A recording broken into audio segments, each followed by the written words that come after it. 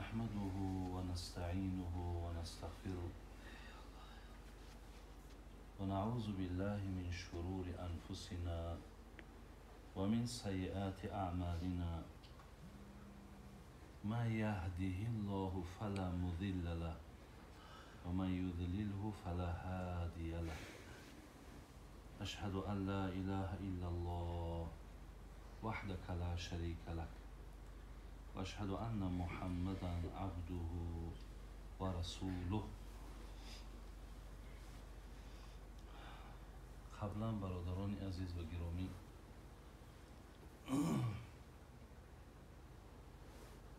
از برادرمون حاجی یاد نکرده هم نمیشه و همیشه در یاد ما هست و گوییم که رنگی که در دل یادم باورم نمیاد، زیرا کم محفل ما ای حضوری حاجی البته نوری دیگر داشت. خداوند رحمت و مغفرتش کند. حضرت عمر رضی الله عنه میگوید اگر در دنیا 4 تنگه داشته باشی عزت داری، ولی یقین دانین که عزت آخرت با مبلغ نیست، با پول نیست، بلکه با عمل است. الله رحمتش کند. حقیقتا بنده های خدا که شاهد ها در روی زمینند، همه ما شاهدی میتیم که بسیار بنده خوبی خدا بودند، بسیار بنده نیک خدا بودند. الله مهربان رحمتشون کند، مغفرتشون کند و همون منزلت ها و مرتبه هایی که چه از ماه مبارک، چه از روز جمعه، چه از شهادتی که برای طاعون خدای مهربان وعده کرده است که دارای چقدر فضیلت ها، چقدر عنوان ها شدند. خداوند از این فضیلت ها و از این عنوان ها، با همین عنوان ها الله مهربان نگهبانش باشد و باقی مانده اینجا برادرها و نزدیکا، بابای برادری ما که حاجی بابا و دیگر برادرایی که اینجا در فرزندایی که نشستند، خدا همگی تونه در پناه رحمت اسمتش نگهبان باشد. و این خواهرچه که سبب جمعی همه ما و شما شده است، خدای مهربان خواهرچه ما را هم عمر دراز و ایمان کاملش نصیب گرداند. یک خواهرک پاک دامنی، یک خواهرک خداشناس، یک خواهری که همچون به حیث صدقه جاریه برای این اولاد اجداد باشد و از عقیبش با فرزندای خوب و فرزندای نیک هم الله مهربان نصیب گرداند. در این محفل ما اگر فرزند طلب ها هم باشد، خداوند فرزندای سالم و صالح عطاتون کند و الله مهربان محبت های همه ما و شما را، اخلاص های ما و شما را باز هم به سوی دین خدا زیاد بگرداند. و این وبایی که بر بالای جمعی بگیم انسان هایی که در روی دنیا هستند آمده است، موافقی حدیث های پیامبر که این غضب است ولی رحمت برای مؤمن ها هست. خدای مهربان این مشکلات هم از بالای عالم، از روی مردم دور گرداند با روزهای خوب و روزهای نیک که برای ما بندگانش نصیب گرداند. سهوها کردیم، خطاها کردیم، جفاها کردیم، در غفلت بودیم، بی پروا بودیم، بی اهمیت بودیم. خدای مهربان ما را اصلاح کرد. خدای مهربان ما را توفیق بده. خدای ما را طریق غیرت نتی که ما دست به گناه بزنیم، غیرت ما نتی که دست به فسق و با فساد و دست به بی اطاعتی بزنیم. خدای ما را این خیل جرأت نصیب نگردان. برادران عزیز و خیلی گرامی، خدا رحمت کنه جناب شیخ سعدی را میگو ما را بهشت صحبت یاران همدم است، دیدار یاری نامتناسب جهنم است. هر دم که در حضور عزیز و سربری دریاب که از حیات جهان حاصل آن دم است. خدا رحمتشون کنه عزیزای خدا را. همین محفلی که ما و شما در او شرکت داریم، حضور داریم، همین را یک منظره میگه، یک نشست همانند یک نشست میگه جنتی ها هست. یعنی جنتی ها هم میگه همین خیل نشست های دارن که با دیدار یکدیگر در پهلو یکدیگر، راحتی که از قال الله و قال رسول الله هست، میگه این نظیری همون یک همانند میگه همون محفل هایی هست که در داخل جنت بندگان خدا و این چیز مشرف میشوند. و اشاره هم میکند که یقین دانین که هر کسی که در حیات همین خیل محفل دریاب کرد. برادرای عزیز، ولی تو چنده در ما اگر نشست و کم شدن بگیره، بعد قیمت این چیزا، ارزش اینها بعد پیدا شدن میگیره. ای بینین همین حقیقتا وقتی که عزیزی خدا میگه شما در همین خیل محفل اگر دریاب کردین یکی مبادای الله موفقتون کرد و شیشتین، دریاب که از حیات جهان حاصل آن دم است. انا همین دمی یا همین لحظه نشستنتون بهترین از لحظه های حیات شما با شما میرون. بهترین از لحظه های حیاتتون هست.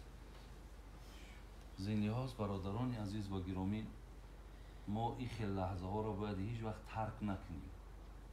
ما حدیث مشهور هم داریم، معروف هم داریم که جناب حضرت حذیفه میاره راوی این حدیث که حتی پیامبر گرامی قسم هم خوردن، گفتن والذی نفسی بیدی لتأمرون بالمعروف ولتنهون عن المنکر او لیوشکن الله ان یبعث علیکم عقابا منه ثم تدعونه فلا یستجاب لکم.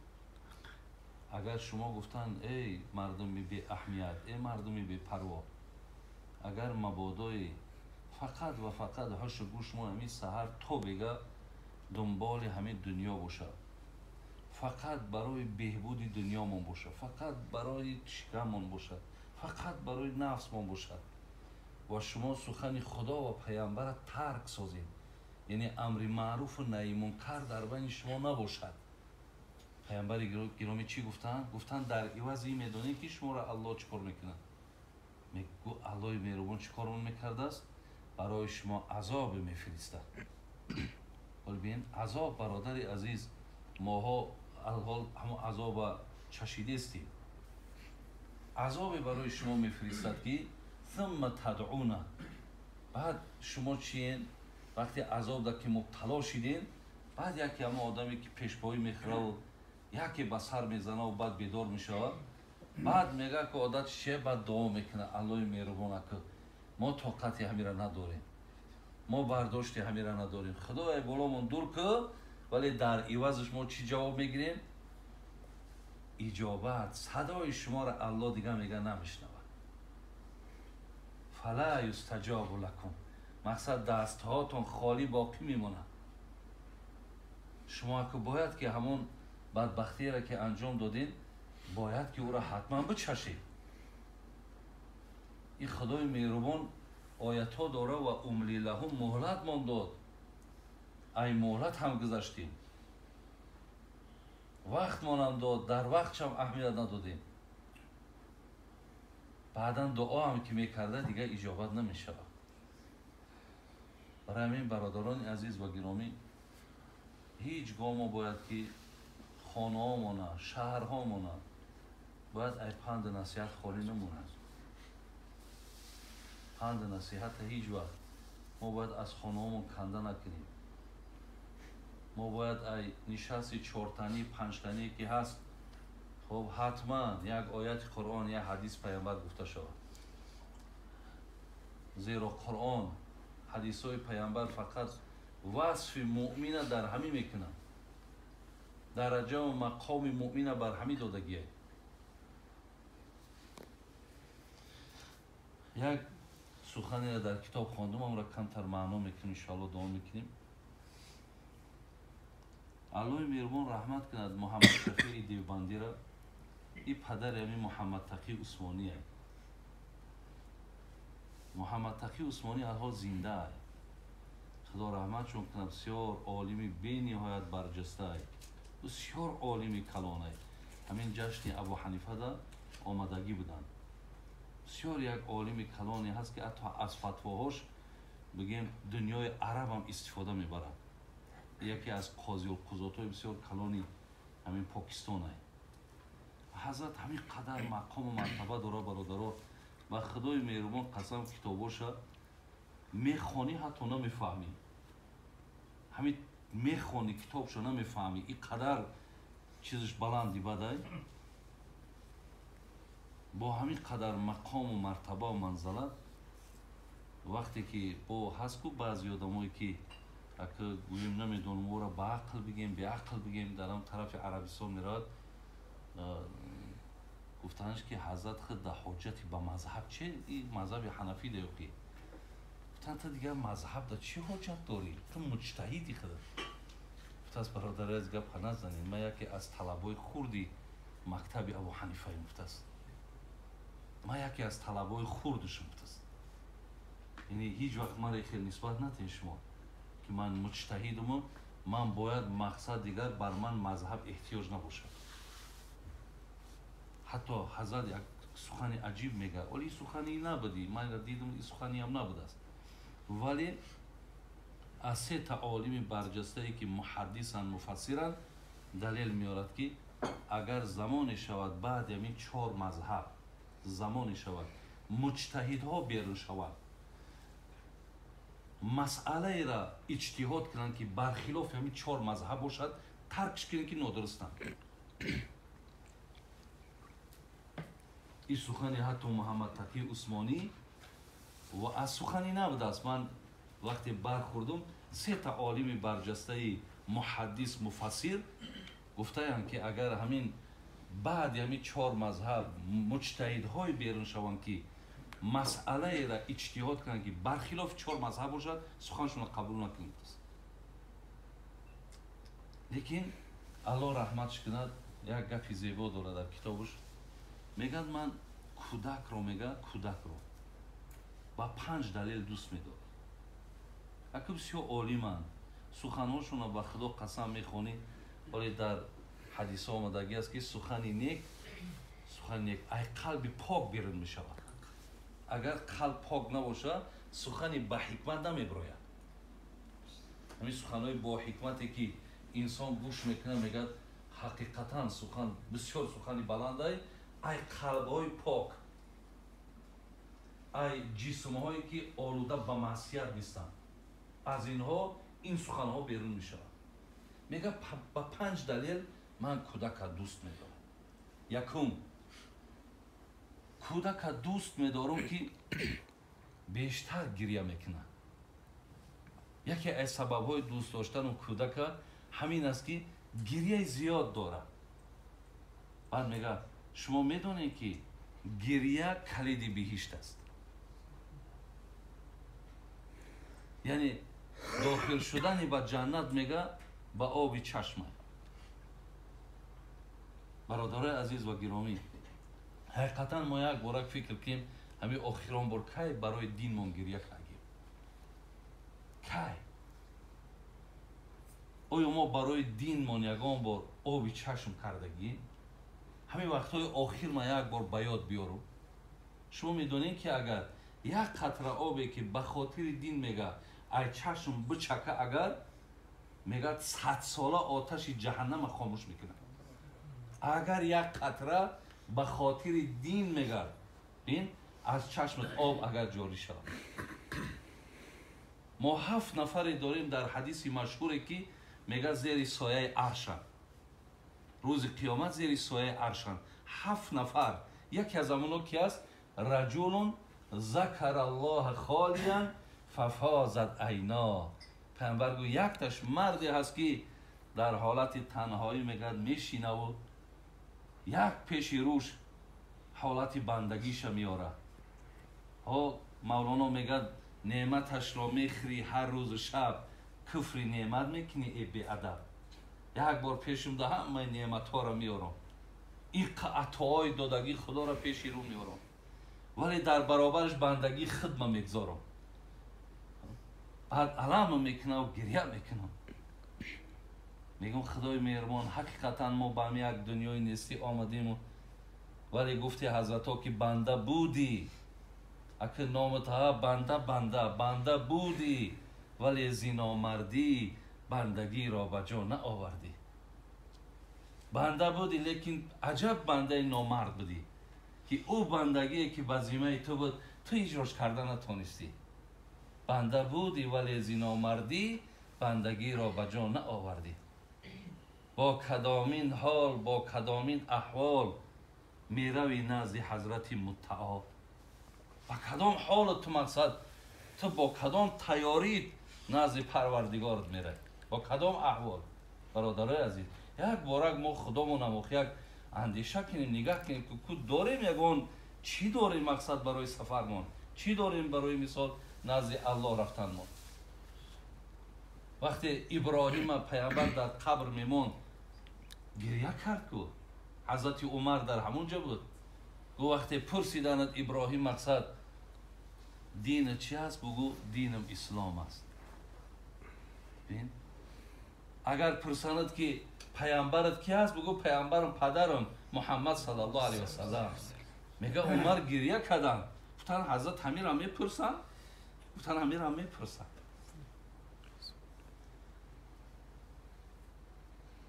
لیکن برادرای عزیز و گرامی، محمد شفیع میگه من کودک دوست میدارم به خاطری که گریه داره، میگریه و آبی چشم بدانید میگه که این کلید جنته.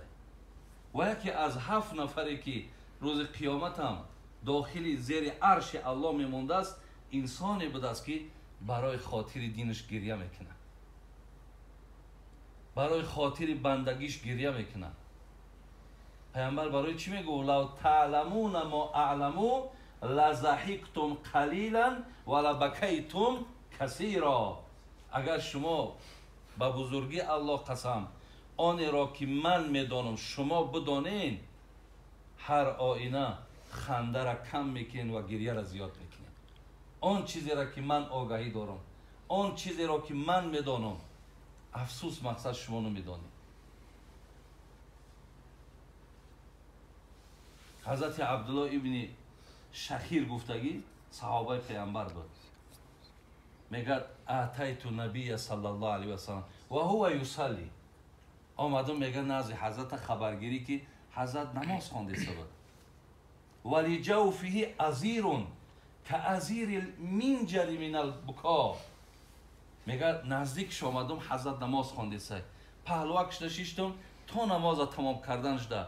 میگه با الله مهربان قسم، میگوی از در شکمش گریه کیسه، میگه مثل همون دیگه که چیزی میپزه در درونش، در درون شکم پیامبر همون صدای گریه بود.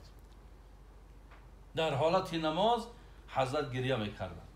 یک پیغمبری که برادرای عزیز ببینید پیش و پس و همه کم بود و لغزش هرچی بود همش بخشیده شدگی بود. حضرت ابوبکر صدیق همراه حضرت عمر بعد سر رسول اکرم صلی الله علیه و سلم هرچی میگن، هر دو میدیدیم که پیامبرمون خانه ایمن میرفتن، همین مادر از زیارت میرفت. چی خوب میشود که بریم هر دگمانی از زیارت کنیم. یه حدیثی متفقون علیه است برادر عزیز. میگه هر ابوبکر همراه عمر خانه ایمن اومدن. وقتی میگه ایمن مادر پیرانسال بود، بسیار مادر خدمت کردگی بود در جنگ احد، در جنگ خیبر، دایش هم بود پیامبرمون.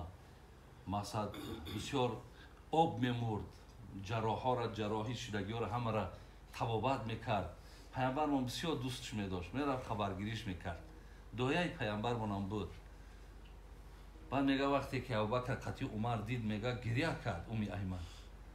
بعد حضرت عمر گفت ایمن چرا گریه میکنی؟ آخه تو این قدر خیر و برکتی که برای پیغمبر است تو میدانی کو مقصد برای این گریه هیچی معنی ندارد. آخه این حضرت بسیار مقام بلند دارد کو.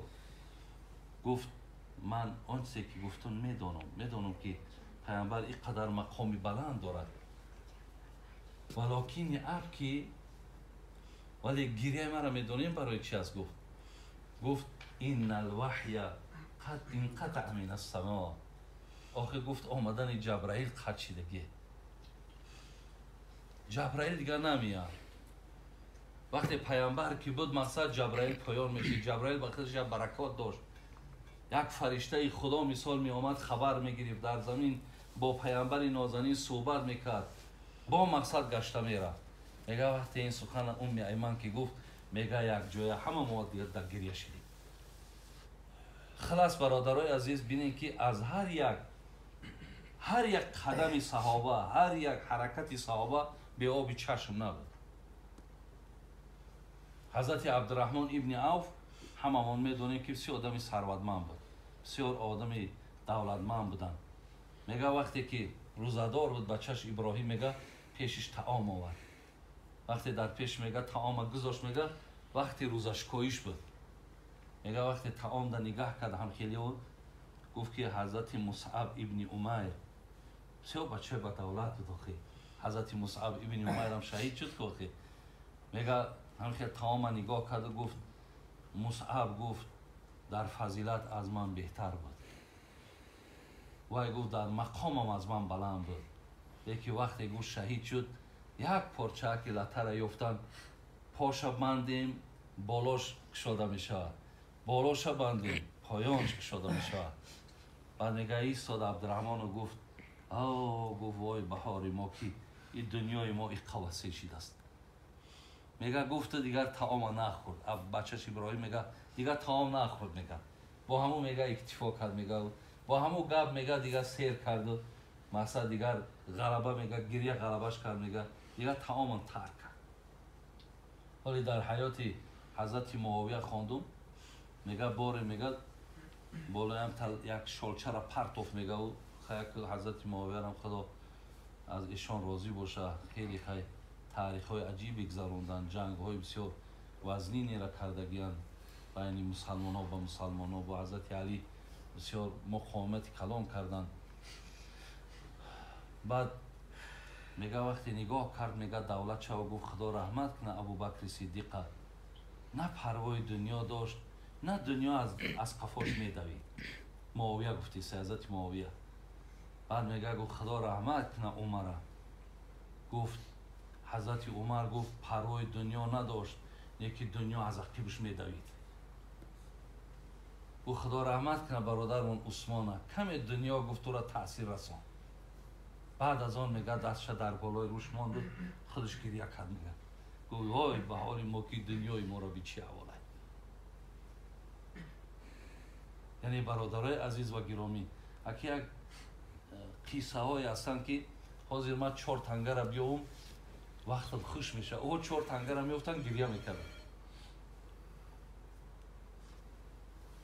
اکی اون حالی که اونا داشتن، فکری که اونا داشتن، اندیشه‌ای که اونها را مثال فرا میگرفت، برادرای عزیز با امروزه اندیشه ما را مقایسه کردن در کار نیست.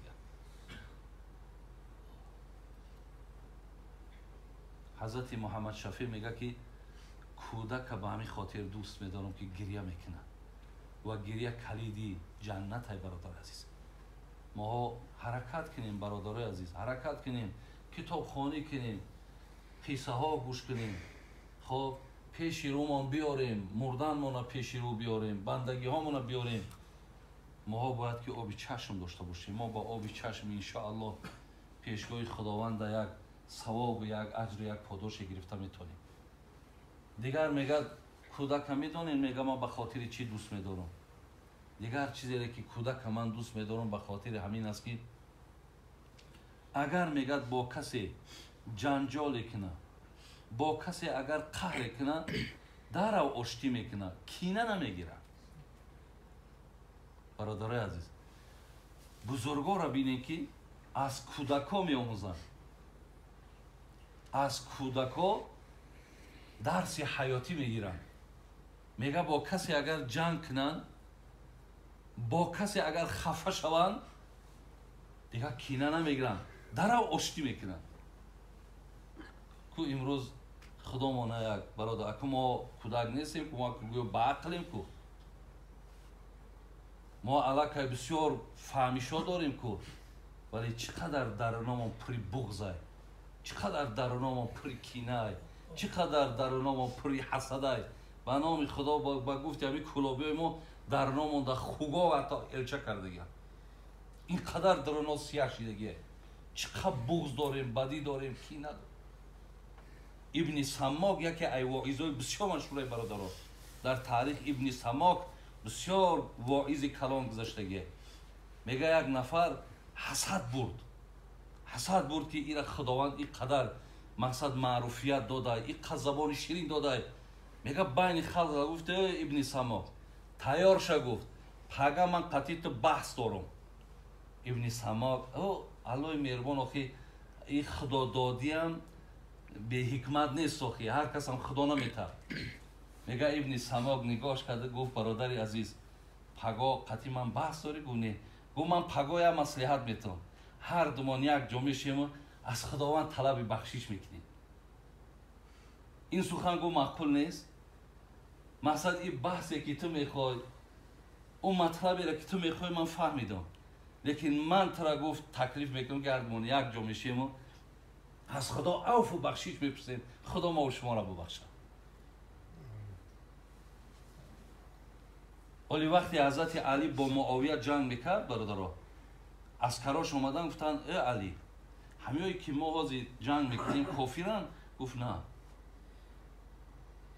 гуфт кофиранд? гуфт не, кофир нестанд. гуфт мунофиқанд? гуфт не, мунофиқ нестанд. хай гуфт ё киян мо қатъи ё меҷангем?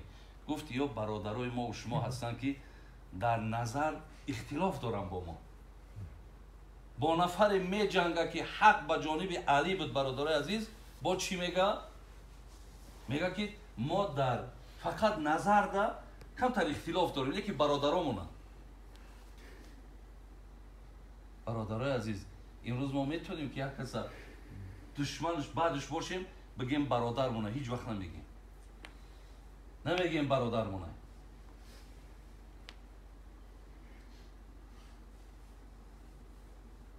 барои ҳамин бародарои азиз ва гиромӣ, азизи худоро бин, мега кӯдака дӯст медорам ба хотире ки дар дарунаш кина надорад, дар дарунаш буғз надорад.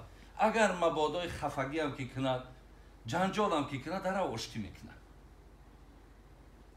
азизои худо мегӯянд ҳазор ганҷи ибодат. бин одаме аст ибодаташ ҳисоб надорад. ҳазор ганҷи ибодат, ҳазор хони карам. одаме аст беҳад сер ибодат ҳай. одаме аст доим дастархони мега кушода дорад. ҳазор ганҷи ибодат, ҳазор хони карам, ҳазор тоати шабҳо, ҳазор бедорӣ, ҳазор рӯзаи моҳ, ҳазор хилвати сол, қабули ҳақ нашавад гар диле беозорӣ. вақте дилат мега дили ғаждай, вақте нигоҳат назарат назари хуб нест, бубин мақсадои бисёр палидай, бо ин ибодатҳо, бо ин хонҳои ороста кардат, бо ин рӯзаҳои доштат, ту ба ӯ ҳадаф, ба ӯ мақсадат намерасӣ. оли имом молик як муватта дора, ман дорам дар хона фатвои имом молик. алло раҳматш куна. имом шофиӣ мега ки шогирди ҳамин имом молик буд. мега ман баъди қуръон бузургтарини китоб ҳамин китоби устодам имом молик ҳам мегӯм. агар шумо муваттаи имом молика як бор нигаҳ кунед, тамоми ҳар як масъалаеро ки ҳазрат иҷтиҳод кардааст, ҳатман бо ҳадисе, ҳамаш бо ҳадис собит шидагие. дар ҳамин муваттааш аз ҳазрати туфайл ибни саъд, туфайли ибни убая ибни саъд ҳикоя мекунад ки мега ҳамин бачаи ҳазрати умар мегӯяд, мара доим мегирифт, бозор мебурд. бозор мебурд, мега ҳамин лави бозор ки медурумам қатиш, то охири бозора ҳамин ассалому алайкум, ассалому алайкум. میگم میبرمد میرفت 1 بار 2 بار 3 بار. گفتم ای حضرت تو در همین بازار چیکار داری؟ بغیر سلام هیچ حرکتی تر من نمیبینم. تو چی مقصد داری؟ این طفیل ابن ابی آدم شکمدار بوده. بعد گفت ای صاحب شکم، این مردم من با همون حدیث پیامبر شناس کردیستم که جناب امام مسلم در کتاب صحیحش میاد والذی نفس محمد بیدی لا تدخلوا الجنة حتى تؤمن ولا تؤمنوا حتى تحابوا اولا ادلكم على شيء اذا فعلتموه تحاببتم افشوا السلام بینکم. این پیامبر چی گفت؟ آگاه باشین تا ایمان نیارین جنت نمیرین. تا در بینتان ای مسلمان ها محبت نداشته باشین ایمانتان کامل نیست. سخن پیامبر ما. بعد از آن گفت آیا دلالتتان کنم با یک عملی که اگر انجامش کن بینتان محبت زیاد می شود؟ گفتن چی است؟ گفتن افشوا السلام بینکم، السلام علیکم و رحمت الله. گفتن دستی برادر تا بگیر. این محبت در بینتان ایجاد میکنه. حضرت عبدالله گفت فایلکی من این مردم انا همون دلالتی که حضرت کردن، همون سلامی که محبت ایجاد میکنن، ما همین را در بین مردم تعلیم کردیم. برای این برادران عزیز این بزرگا را این کودکا را به چی خاطر دوست میدارن؟ به خاطری که داریم برادر بین ما و شما هم بعضی میگذرد، نافهمی میکنیم، لغزش میکنیم، کمبودی میکنیم، لیکن معنی را ندارد که دیگر دائم با همین کینه هامان، دائم با همین بغض هامان، با همین بدی هامان مقصد دیگر تا مردن مونه همچنان بریم. این چی منفعت داره؟ از این دلیل ها و حجت های آوردم. این سخنهای عقلانه خودم نیست. چیزی گفتم ادرسش گفتم تون قال الله هست، قال رسول الله هست، دیگر چیزی نیست. اگر کودک که بزرگا به این خاطر دوست دارن، ما اگر قلبمون همین چیز خالی باشه الله دوست ما نمیداره. قلبی بیکینه را الله دوست نمیداره. ولی در قصه های مشهور خوندم، قصه صحابات است. میگه وقتی یک نفر میدرآمد، نیم خیلی که مسجد ما هم مثل یک مسجدی بود که میدرآمد و میبرآمد، همه ایرا پیامبر نمیشناخت، همه ایرا صحابه نمیشناختند. حضرت میگه نشسته بود، گفت که الحال یک نفر میدراید، همه آگاه باشین جنت مشتاق شد. اصحاب آگاهی دارن لیکن میدرآمدگی آگاهی ندارن. میگه در آمد یک آدمی خیلی سیاپوستی خراب، نماز خواندن و برآمد رفت. میگه همین کار 2 روز دیگر بعد پای هم تکرار شد، 3 بار همون بنده خدا میدروید. میگه حضرت عبدالله بچه حضرت عمر گفت ما باید پیگیری کنیم میره. او بزرگان مقصدشون چی بود؟ یک این بود که ما باید آموزیم که برای چی مقصد جنت مشتاقی است، این چی عمل داره. میگه وقتی آمدم در عربای قاعده هم بود و مسلمان ها هم خیال بودن تا 3 روزه مهمان نمیپرسیدن تو چی مقصد داری، چی با آمده ای؟ حضرت عبدالله میگه من مهمان شدم، به خدا قسم میگم من 3 روزی که مرده که مشاهده کردم همین 5 وقت نمازی با جماعت داشت، نماز تهجد، شکری وضو میخوان، تمام دیگر. وقتی که میگه در اخیر گفتم برادر من به همین خاطر اومم که حضرت را مژده به جنت داد، تو چی داری؟ من هیچ چیز ندیدم، اگر یگان چی باشد بگو برادر ما پیروی ای تو کنیم. گفت من روز شب می شود و شب روز می شود، در نسبت یگان برادری مسلمانم یگان کینه و حسد ندارم. دام گفت که این همین قلب من از همین چیز خالی ای. شاید الله مهربان به همین خاطر همین بشارت و همین منزلت برای من دادگی باشه. برای همین برادرای عزیز و گرامی این چیزها را دیگر خواهیم که محبوب الله باشیم، خواهیم که خدای مهربان در پیش قدر قیمت داشته باشیم. این چیزها را از بینمون بریم. من بسیار چیزها میشنوم، بسیاری چیزها را آگاهی پیدا میکنم. خیلی که راستی میلش، لیکن کم ترک در دل آدم یک زیقی بگیم یا یک خفگی بگیم پیدا می شود که همه این سبب جهل است، همه این سبب نادانی است، همه این سبب بیفهمی است. برای همین اولی خدا را با سپاسگزاری کن در کار که با داریم نفرهایی که گوش میکنیم راه های درست ما را میفهمونن. همیش هم خوب، اگر همیش هم نباشه و با همین خصلت های تاریک رزیله اگر بریم حالمون چی میشود؟ بعد شنیدن اصلاح شیم که خوب، نه که اصلاح نشیم با اینش همه در بدتر. با این خاطر گفتن ما کودک حضرت گفتن دوست می‌داریم. خدا کنه برادرای عزیز که اون چیزی رو که در اینجا معنا کردیم، صحبت کردیم، خداوند توفیق عمل کردنش نصیب میکنه و علای مهربان این گونه نشستا را خدا رحمت کنه. حضرت رومی را میگفت که نار خندان باغ را خندان کند، صحبت مردان از مردان کند، همنشین اهل معنی باش تا هم عطا یابی و هم گردی فتا. شما خواهید که اگر هم اجر بگیرید هم حقیقتا مردکی با همت و با وقار و مردکی بگیم بناموس شوی تا از همین محفل ها و از همین صحبت ها به همین جا می رسیفتن. خدا کنه این لحظه ها را برادر عزیز در ما و شما پیوسته باشه و خدا توفیق منتیا و خدا مایل ما و اخلاص ما زیاد کنه و علای مهربان این برادر ما را بازم حاجی را خدا روش شاد کنه و عقیده اهل سنت بر همه که ثوابی بر روحی حاجی انشاءالله می رسد. خدا خواهد در همه عالم ارواح هم از این حال ما و از این کردارای ما و شما انشاءالله شاد می شود. خدا رحمت و مغفرت کنه و خدای مهربان این نفرهایی را که در پیش نظر ما و شما بسیار یک درس بودن، خدا توفیقاشون و حرکتاشون هم برای ما و شما هم نصیب گردونه. سفرهامون هم سفرهای خیر مبارک و علای مهربان همیشه در پناه رحمت اسمتش هممون را نگهبان باشه. اهدنا الصراط المستقیم صراط الذین غیر المغضوب علیهم ولا الضالین. السلام علیکم و رحمت